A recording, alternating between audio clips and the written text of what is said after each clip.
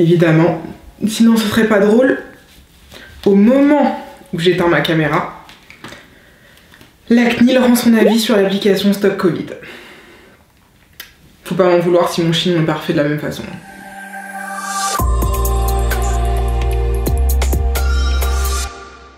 Première actualité dont on a parlé lundi, c'est la condamnation de l'État pour faute. Vous aviez en fait un homme qui était sous contrôle judiciaire dans l'attente d'un procès pour des violences conjugales justement. Et malgré son contrôle judiciaire, il continuait d'essayer d'entrer en contact avec son ex-compagne. Elle était donc allée au commissariat à plusieurs reprises pour dire écoutez, il est sous contrôle judiciaire, il continue de me suivre, il continue d'essayer d'entrer en contact avec moi, j'ai peur, etc. Malheureusement, rien ne s'est passé et l'homme a fini par la tuer, ainsi que les deux parents de cette dernière. Et donc, les juges ont reconnu une certaine carence de l'État, dans le sens où ils ont considéré que les services de police n'avaient pas mis en œuvre tous les moyens nécessaires pour retrouver l'homme. Or, s'ils avaient mis en œuvre tous les moyens nécessaires, peut-être que le contrôle judiciaire de l'individu aurait été révoqué. S'il avait été révoqué, ça veut dire qu'il aurait été placé en détention provisoire. Qui dit détention provisoire dit prison, dit forcément il n'a pas la possibilité d'entrer en contact avec son ex-compagne,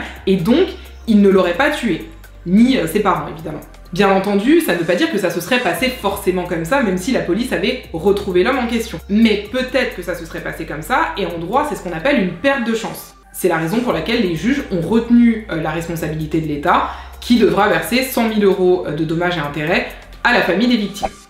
Par ailleurs, lundi, on a appris la nomination d'un nouveau président à la Cour européenne des droits de l'homme. Donc vous savez, la Cour européenne des droits de l'homme, c'est une juridiction européenne qui est là notamment pour trancher des litiges dans lesquels les justiciables reprochent à un État, donc par exemple la France, la Turquie, l'Allemagne, la Russie, d'avoir violé des droits contenus dans la Convention européenne de sauvegarde des droits de l'homme. Et donc c'est le juge islandais Robert Spano qui a été élu président. Il prendra ses fonctions en mai.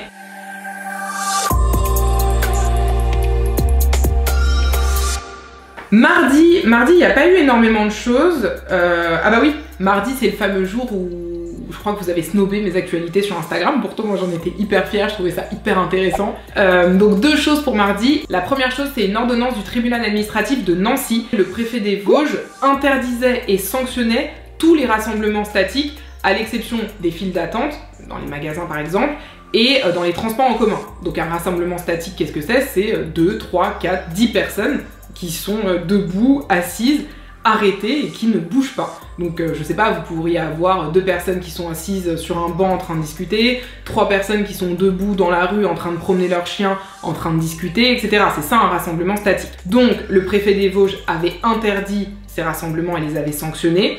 Le tribunal administratif de Nancy a suspendu cet arrêté en considérant que aucune circonstance locale particulière ne justifiait un tel arrêté et qu'en plus l'amende qui était prévue en cas de rassemblement statique était inférieure à l'amende qui est prévue au niveau national en cas de violation des règles sur le confinement. Dans un autre registre, le ministre de l'Agriculture a rappelé qu'il ne serait pas possible aux fleuristes de recevoir du public et donc d'ouvrir leur commerce pour le 1er mai. Or, vous savez que le 1er mai, c'est une date importante pour les fleuristes puisqu'ils vendent énormément de muguets. Cependant, la vente pourra toujours se faire en livraison et en retrait à emporter.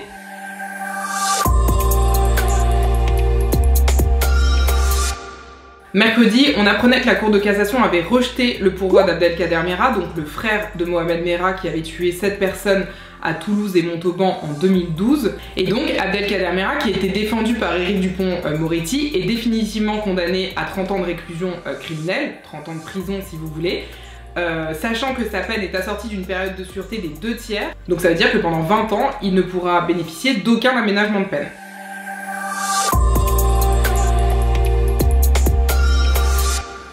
Ah mais en fait je réalise que jeudi je ne vous ai parlé d'aucune actualité. Je crois que je vous ai juste parlé de la petite dispute ou passe d'armes, je sais pas vraiment comment le dire, entre 3 avocats et la Cour de cassation. Mais sinon je vous ai rien dit d'autre. Mais ne vous inquiétez pas, ce n'est pas grave parce que je vais me rattraper sur vendredi.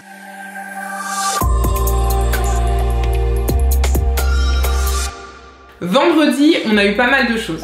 D'abord, on a eu du nouveau dans l'affaire Amazon. Je ne sais pas si vous vous en souvenez, la semaine dernière, je vous en avais parlé. Amazon s'était vu enjoindre par le tribunal judiciaire de Nanterre de restreindre l'activité de ces entrepôts à certaines catégories de produits uniquement. Et donc Amazon avait fait appel de cette décision et la cour d'appel de Versailles est venue dans l'ensemble confirmer ce qui avait été dit par les premiers juges en précisant davantage les catégories de produits pour lesquels Amazon pouvait continuer à traiter les commandes dans ses entrepôts.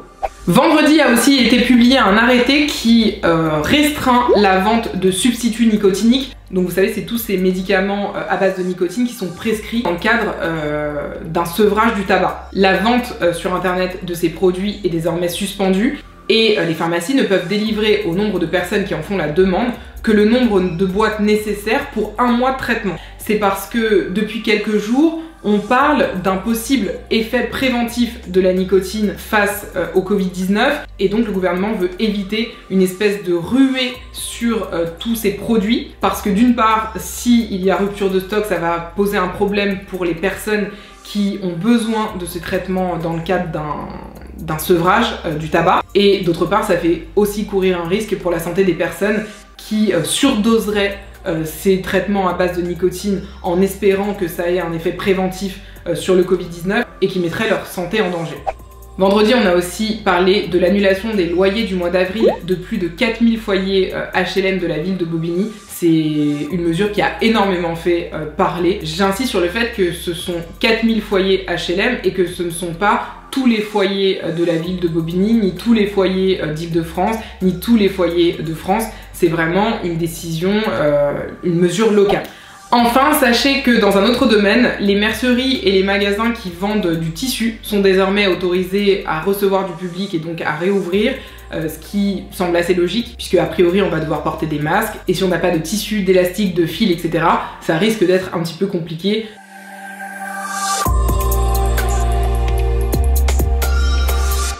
On a appris que Édouard Philippe devrait dévoiler le fameux plan de déconfinement devant l'Assemblée nationale ce mardi à 15h.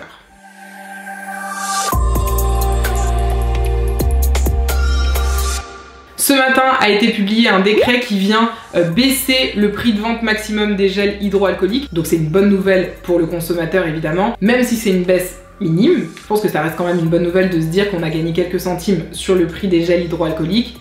Centimes, je suis en train de me dire qu'on risque de perdre 2 rayons plus tard lorsqu'on va aller au rayon des pâtes, du lait, des œufs, etc. Et bon, c'est comme ça.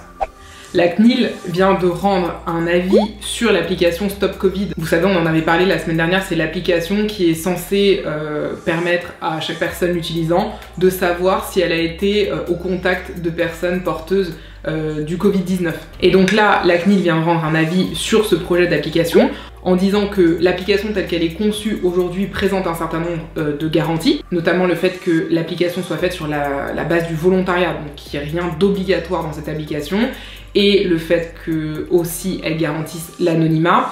Mais la CNIL insiste quand même sur le fait qu'il faudra davantage de garanties par rapport à la mise en œuvre de cette application.